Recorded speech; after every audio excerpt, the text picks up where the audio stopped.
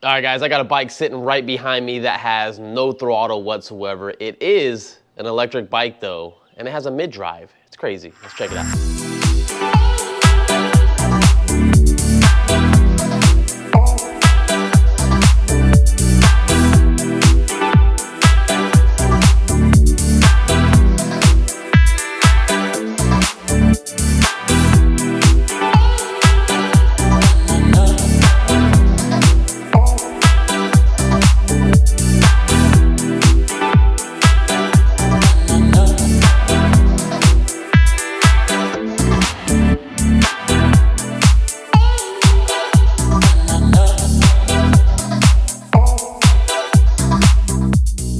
So this is the AVADAR C3 City.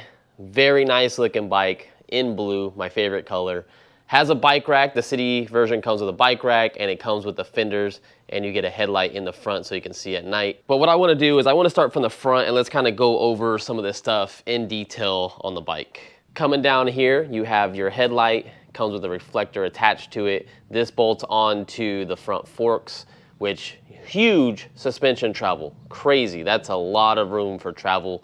You got front fenders right here, a little flimsy. I've noticed when I was riding it a little bit, they were touching the tire. Depending on the wind, it would kind of blow and kind of touch, but not terrible. Coming down here, you have a quick release. So if you want to take this tire off ASAP and you got to fix a flat or anything like that, super, super easy to work on. I love these things. On this side, you have your compression adjustment, depending on how you like to ride. Coming up to the top, you have some lovely grips right here. I like them. Then you have your adjustment for your chain ring. You got 2 chain rings on this bike, which we'll get to in a little bit. You have your display right here. You could turn on the middle button.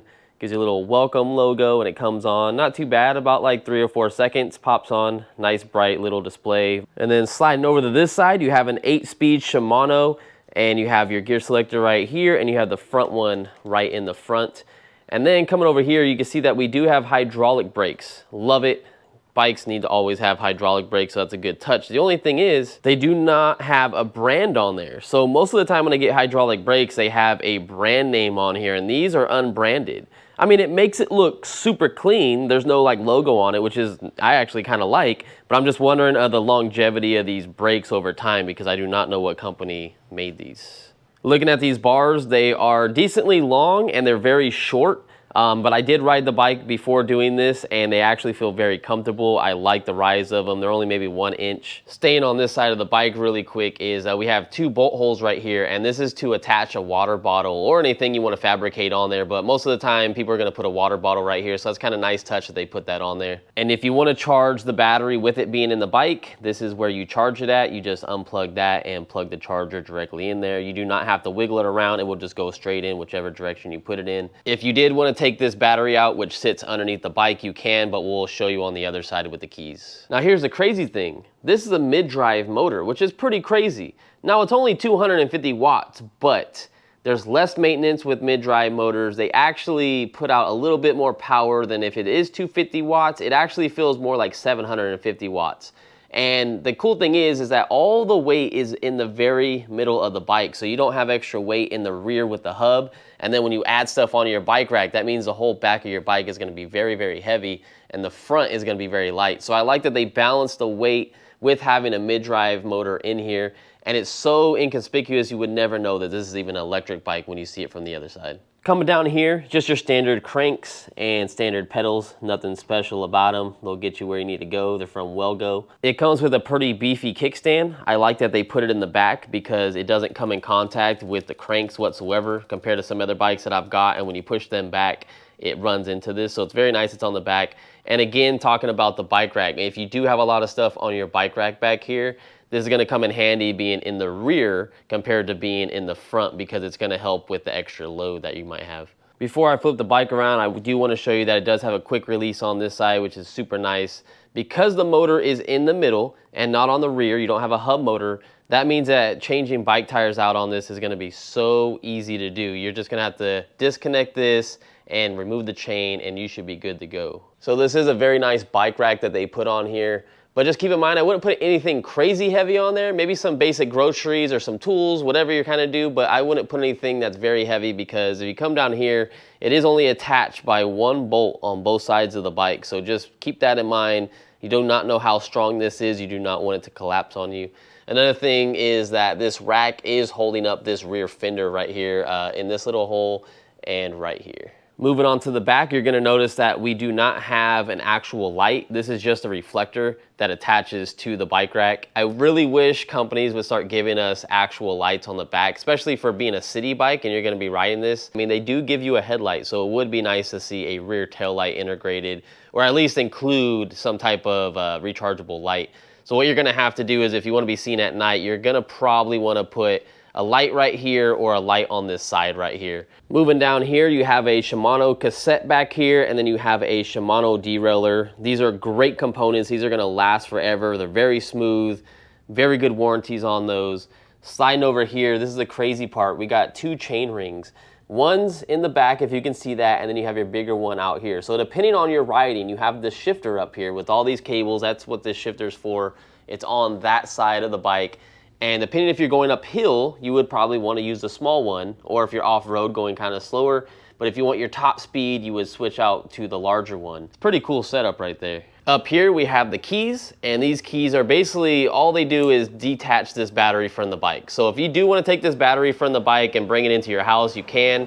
You can charge it separately. I'm probably just going to be charging mine with it on there, but if you do want to take it off for whatever reason, you can. I can't do it because I only have one hand right now when I'm recording, but that's how you would do it. You just turn these keys, this battery would drop down, pull it out, and you're good to go. Coming over here to the seat, it looks great. I don't think I'm gonna have any problems with this seat, but we'll get on the way and ride it a little bit more and see if my butt hurts or not. But for the most part, it looks very promising. All right, so we'll talk about the bike a little bit more when we go for the ride right now. I just gotta get my stuff on and let's hit the road. All right, so before we start riding, we need to take this little plastic off of the screen. Oh yeah. All right guys, so right away, these grips feel so amazing on the hands, and I don't even have my motorcycle gloves on here that I normally ride. Best grips I have felt on a bike without having to change them. These brakes feel very great too. We'll do some brake tests later when we're more out in the country, get some riding going. Right now, I am on the smaller chain ring, so we're on number 1 of 2. So I'm on that little baby one. I am on the biggest gear in the back, which if I go so far down, this is made for if I was going up a hill. Like I could literally probably be on an incline right now, and I could literally start from a dead stop and I'd be able to climb that hill, especially with having cargo on the back too. Like I'm pedaling as much as I can and the bike's not moving because it's not made for doing flat ground. So I'm gonna go up here and change this. There we go. This thing's very smooth too. Changing gears is very, very nice. And the motor kicks in depending on how much you put into the pedaling. It has a torque sensor on this bike. So it really just depends on your pedaling, on how fast the bike's gonna go and how the motor's gonna kick in. Like right now, I'm pretty much just cruising around, having a good old time. This is probably what most people would do. It's a very, very comfortable bike, very well made. I don't feel any issues with it. And if we didn't talk about it yet, these are 26-inch tall tires. So you definitely feel like you're sitting above a lot of stuff. I feel very tall compared to the cars that I'm passing right now. You definitely sit very high off the ground. But the seating position of this bike, it can go very high or very low, so it should fit a lot of riders' heights. I don't know if you guys are able to hear it on camera either, but this mid-drive motor sounds so cool. It has a little humming noise to it, so it sounds pretty badass when you're moving. It's very subtle. People around you aren't gonna hear it, but it's kind of cool hearing that as you ride. It's very kind of smooth and relaxing, but you can definitely hear that something's working on the bike. I switched it into gear 2, and we're getting about 21 miles per hour right now. If I start pedaling my ass off, let's see how fast we can actually go. But you really gotta get into it because there's not a single throttle on this bike. I mentioned it in the beginning of the video. It's all you. We're at 25 miles per hour right now. See if I can hit 26. Come on, go, go, go, go. I can't do it, my legs aren't strong enough. Oh man, so we were hitting 25 miles per hour, which is very good, especially from a 250 watt motor. Like I've already said, this motor, it's very subtle, very smooth. Beginners can get on this bike, or professionals can get on this bike. You're not gonna be surprised at the power that it gives you. It's just very nice and subtle, but this is definitely a bike that's gonna give you a workout, which I'm already getting tired because most of my other e-bikes, we never pedal. We just always use the throttle and go. So this is very different from what I'm used to, but it's so nice that the way I ride, how much I pedal, is how much power it gives me. So this suspension feels very great. I've been going over not the best road. Now we're coming up to something smooth, but handling things very, very well. All right, we had to drop it down, then go up. Definitely something you got to get used to with shifting gears, because you definitely have to drop down so it makes it easier for you to get up to speed. If you just start on the very highest gear, you're gonna be struggling your ass off from like 0 to 15 miles per hour. So I was wondering where the lockout was on this this bike in the front, because I thought it would have been on this left side on the forks. On this side, you got your compression. Well, there's a spring in there on the forks, and turning the compression all the way maxed out will literally lock out the forks instead of having a dedicated little twist knob for the lockout.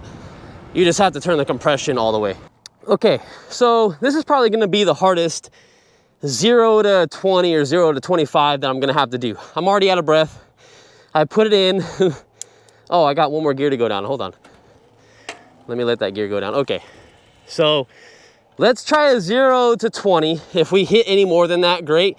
3, 2, 1, go.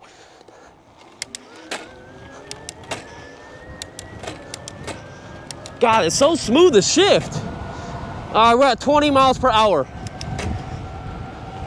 And this is where it gets hard. 22 miles per hour. We're still going.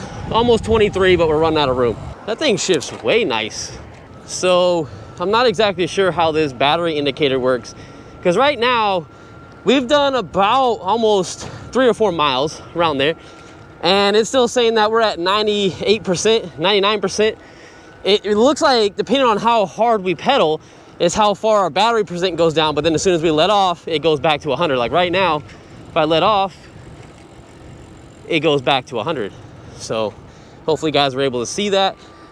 But this bike does say it gets a range of 60 miles. Now, that might be in the lowest assist mode, which I'm in mode number 5. So I'm probably not gonna be the candidate to get 60 miles of range. But if you guys have it in pedal assist 1, which a lot of people do, this would probably get 60 miles guaranteed.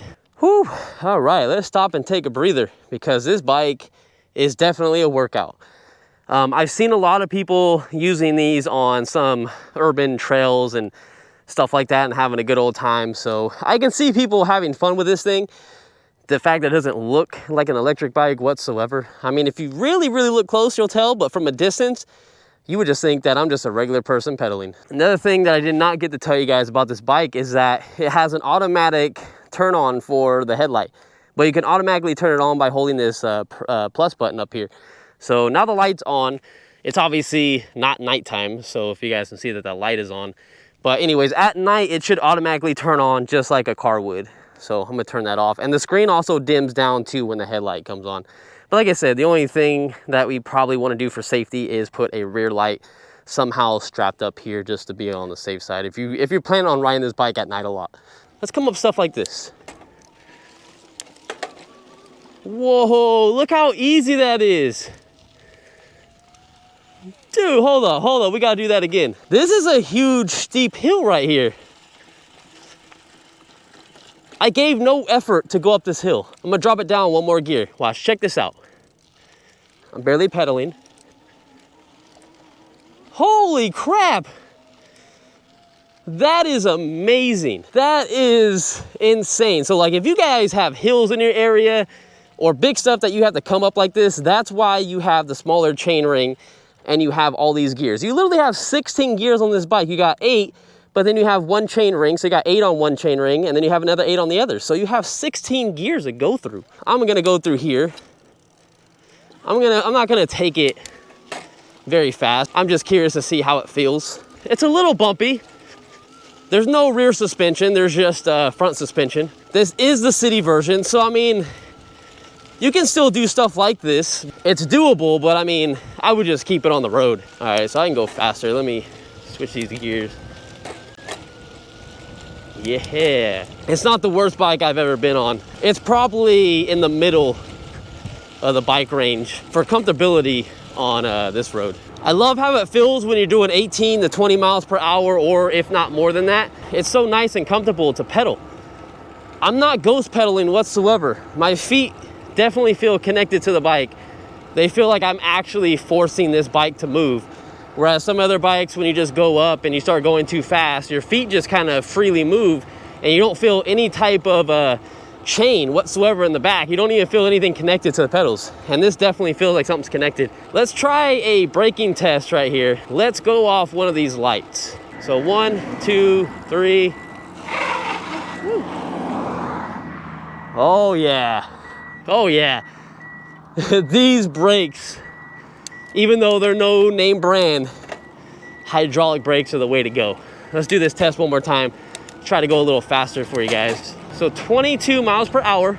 Let's do it at this this one right here. So 1, 2, 3. Yeah, hell yeah. That's safe right there.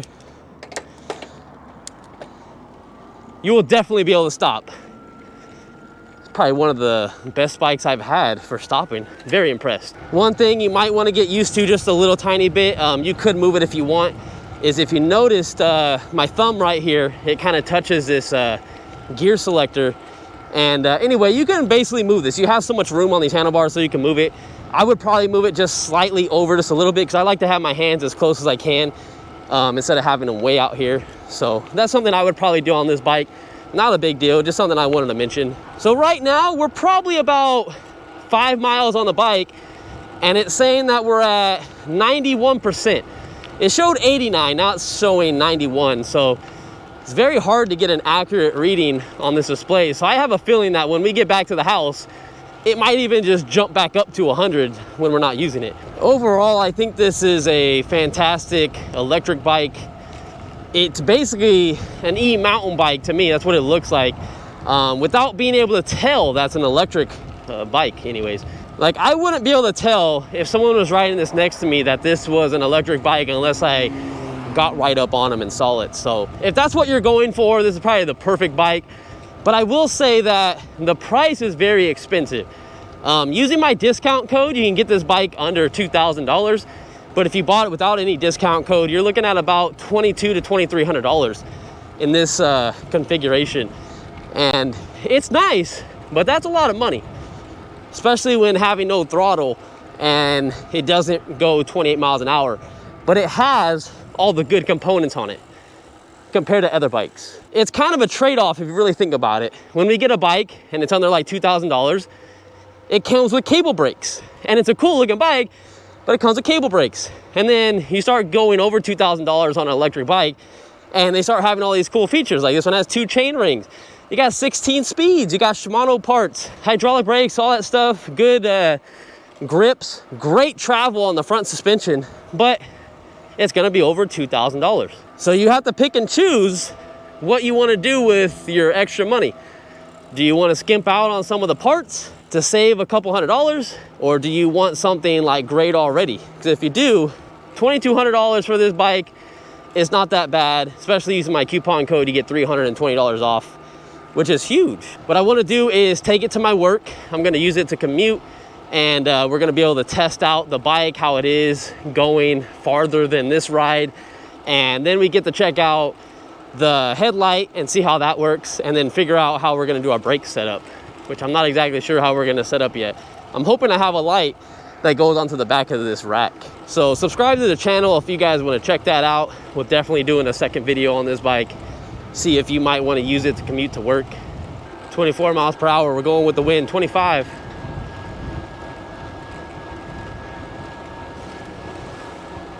$26. We're hitting 26. That's so crazy. Depending on how much you put in the pedaling is how fast you go. It's such a crazy feeling to know that. Compared to other bikes, yeah, they have pedal assist, but all you have to do is turn the pedals like a quarter turn and the bike automatically activates whatever level assist you're on. This goes off a torque sensor, so it depends on how much pressure you're putting in the pedaling. It's crazy. So right now, our battery is saying it dropped down to like 59 and showed red. So it definitely must go off of the voltage draw or something like that. I'm trying to still figure it out. But we have went 7 miles almost so far. And it says we're at 65%. But, okay, so when I let off, let me not engage the motor whatsoever. 75%, 80%, 85%, 90%. 91%. This would be too long of a range test to test this bike out for 60 miles of what they claim, so we're definitely not doing a range test on it. But that does show me that I don't even need to charge it when I get home, and I can just take it to work like that and back, and then I can see what my mileage is. So stick around to the next videos, and I'll see you guys in the next time. I am out of breath. Woo! This bike kicked my ass. All right, later guys. One thing I definitely just forgot to mention is that I never complained about the seat whatsoever, which means I can deal with this seat. It doesn't need to be replaced. It's a great seat.